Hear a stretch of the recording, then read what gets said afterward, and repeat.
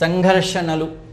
ఇక్కడ మనం సంఘర్షణ అంటే ఏమిటి, సంఘర్షణకు గల కారణం ఏమిటి, సంఘర్షణ వలన కలిగేటువంటి నష్టం ఏమిటి, ఈ సంఘర్షణలో ఉండేటువంటి రకాలు ఏమిటి మనం చూస్తాం.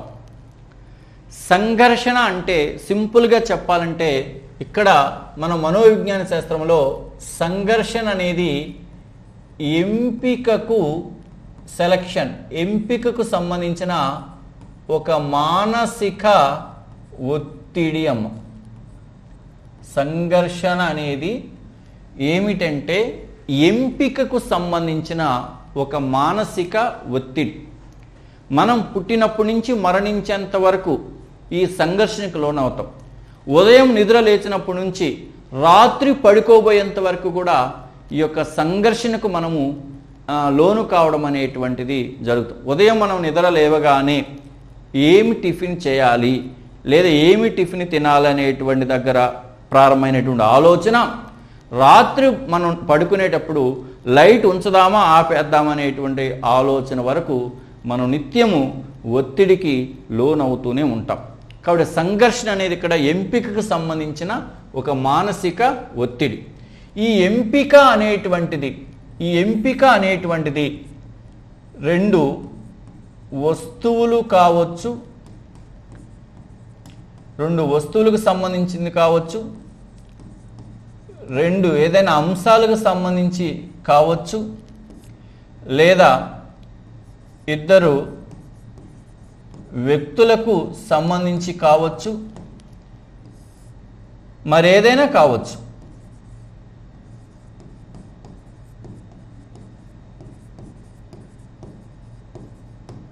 ఎంపిక అనేటువంటిది నిరంతరము మనలో మానసిక ఒత్తిడిని కలుగజేసేటువంటి ఒక అంశం.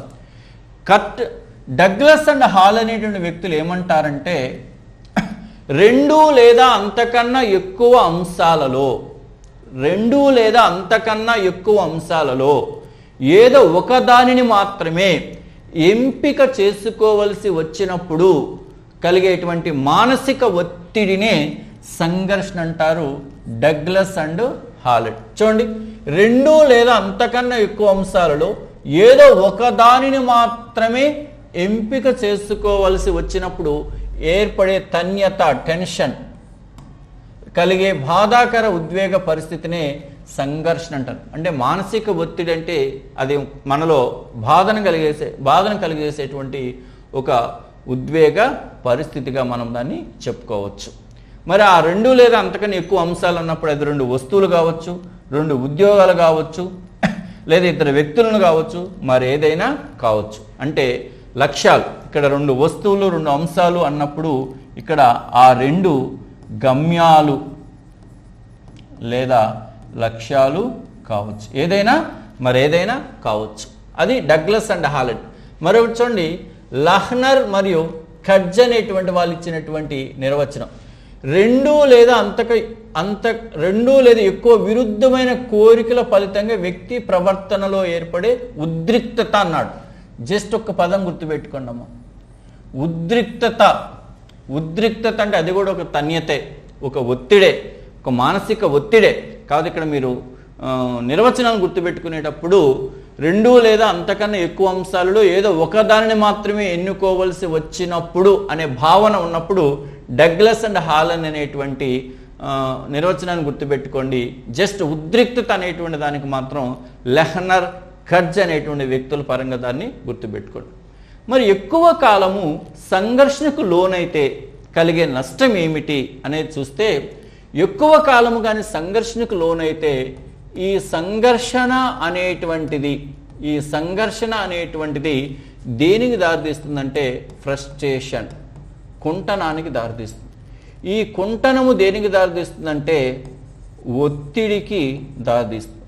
ఈ ఒత్తిడి దేనికి దారితీస్తుందంటే యాంగ్జైటీ, వ్యాకులతకు దారితీస్తుంది.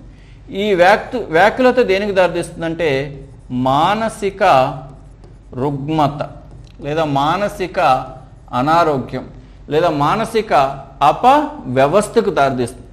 ఈ మానసిక రుగ్మత అనేటువంటిది మూర్తిమత్వం దెబ్బతింటుంది. మూర్తిమత్వం అంటే వ్యక్తి ప్రవర్తన మీద ప్రతికూల ప్రభావాన్ని చూపుతుంది. కాబట్టి సంఘర్షణలు కుంటనానికి దారితీస్తాయి, కుంటనము ఒత్తిడికి దారితీస్తుంది, ఒత్తిడి వ్యాకులతకు దారితీస్తుంది, వ్యాకులత మానసిక రుగ్మతకు దారితీస్తుంది.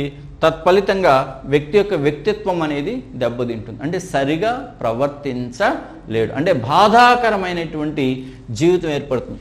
ఇవన్నీ కూడా ప్రతికూల అంశాలే. సంఘర్షణ కానీ, కుంటనము కానీ, వ్యాకులత కానీ, ఒత్తిడి కానీ, మానసిక రుగ్మత కానీ ఇవన్నీ కూడా ప్రతికూలమైనటువంటి అంశాలే. మరొక క్లాసులో నేను వీటి గురించి పూర్తి వివరణ అనేటువంటిది ఇస్తాను. కాబట్టి ఇక్కడ సంఘర్షణ అంటే రెండు నిర్వచనాలు మనం గుర్తుపెట్టుకోవాలి. డగ్లస్ అండ్ హాలండ్, అలాగే లెహనర్ అండ్ కడ్జ్. డగ్లస్ అండ్ హాలండ్ నిర్వచనం ఏంటంటే, రెండు లేదా అంతకన్నా ఎక్కువ అంశాలలో ఏదో ఒకదానిని మాత్రమే ఎన్నుకోవాల్సి వచ్చినప్పుడు వాటి మధ్య ఏర్పడే తన్యత వలన కలిగే బాధాకర ఉద్వేగ పరిస్థితినే సంఘర్షణ అంటారు. కాబట్టి ఇక్కడ మీరు సింపుల్గా గుర్తుపెట్టుకోవాలనుకుంటే, బాధాకర ఉద్వేగ పరిస్థితి అనే పదాన్ని డగ్లస్ అండ్ హాలండ్కి గుర్తుపెట్టుకోండి. ఉద్రిక్తత అనేటువంటి పదాన్ని లెహనర్ అండ్ కడ్జ్కి గుర్తుపెట్టుకోండి. ఆ వేరియేషన్ అనేటువంటిది మీకు ఖచ్చితంగా ఉంటుంది. ఇది అయితే నెక్స్ట్ మనకు కావాల్సిన కాన్సెప్ట్ ఏంటంటే, ఇక్కడ కర్ట్ లెవిన్ ప్రకారం సంఘర్షణ ఎన్ని రకాలు అంటే 4 రకాలు. కర్ట్ లెవిన్ ప్రకారం సంఘర్షణ ఎన్ని రకాలంటే 4 రకాలు. ఆ 4 రకాలు ఏంటంటే, ఉపగమ సంఘర్షణ, పరిహార సంఘర్షణ, ఉపగమ పరిహార సంఘర్షణ, ద్విపరిహార సంఘర్షణ. కాబట్టి సంఘర్షణ అంటే సింపుల్గా మన భాషలో అర్థం చేసుకోవాలంటే, 2 లేదా అంతకన్నా ఎక్కువ అంశాలలో ఏదో ఒకదానిని మాత్రమే ఎంపిక చేసుకోవాల్సి వచ్చినప్పుడు కలిగే మానసిక ఒత్తిడినే సంఘర్షణ అంటారు. దీనికి సంబంధించిన నిర్వచనాలు 2 ఉన్నాయి మనకి. డగ్లస్ అండ్ హాలండ్, తర్వాత మరొకటి వచ్చేసి లెహనర్ అండ్ కడ్జ్. కాబట్టి డగ్లస్ అండ్ హాలండ్ స్టేట్మెంట్లో ఒకే ఒక పదం గుర్తుపెట్టుకోండి, బాధాకర ఉద్వేగ పరిస్థితి అని గుర్తుపెట్టుకోండి. లెహనర్ అండ్ కడ్జ్ దగ్గర ఉద్రిక్తత అనేటువంటి పదాన్ని గుర్తుపెట్టుకోండి, సరిపోతుంది. మరి మనం సంఘర్షణకి ఎందుకు లోనవుతామంటే, ఎంపిక చేసుకోవడంలో ఎంత త్వరగా మనము ఎంపిక చేసుకున్నట్లే. ఇక్కడ ఎంపిక చేసుకోవడం అంటే ఒక నిర్ణయానికి రావడం. ఎంత త్వరగా మనం ఒక నిర్ణయానికి వచ్చినట్లయితే ఆ ఒత్తిడి నుంచి అంత త్వరగా మనం బయటపడడం అనేటువంటిది జరుగుతుంది. ఫర్ ఎగ్జాంపుల్, డిఎస్సి నోటిఫికేషన్ రాగానే ఒక బీఈడీ అభ్యర్థి నేను ఎస్జిటికి ప్రిపేర్ అవ్వాలనా లేదా స్కూల్ అసిస్టెంట్కి ప్రిపేర్ అవ్వాలనా అనేటువంటి విషయంలో సంఘర్షణ ఏర్పడుతుంది. మరి ఏదో ఒక నిర్ణయానికి వచ్చి ప్రిపరేషన్ మొదలుపెట్టినప్పుడే ప్రిపరేషన్ కొనసాగుతుంది. మరి ఒక నిర్ణయానికి రాలేనప్పుడు వ్యక్తులు అది ఒత్తిడిని కలుగజేస్తుంది. ఆ ఒత్తిడి కాస్త వ్యాకులతకు దారితీస్తుంది. ఆ వ్యాకులత కాస్త మానసిక రుగ్మత, మానసిక అనారోగ్యానికి దారితీస్తుంది. తత్ఫలితంగా అతనికి బాధకు లోనవుతాడు. బాధకు లోనైనటువంటి వ్యక్తి సరిగా పనిచేయలేడు, సరిగా ఇతరులతో వ్యవహరించలేడు, సమాజంలో తన ఉనికిని కోల్పోవడం అనేటువంటిది జరుగుతుంది. కాబట్టి సంఘర్షణ నుంచి వీలైనంత త్వరగా బయటపడినప్పుడే మనం ఆరోగ్యంగా ఉండగలుగుతాం. ఇది సంఘర్షణ యొక్క భావన.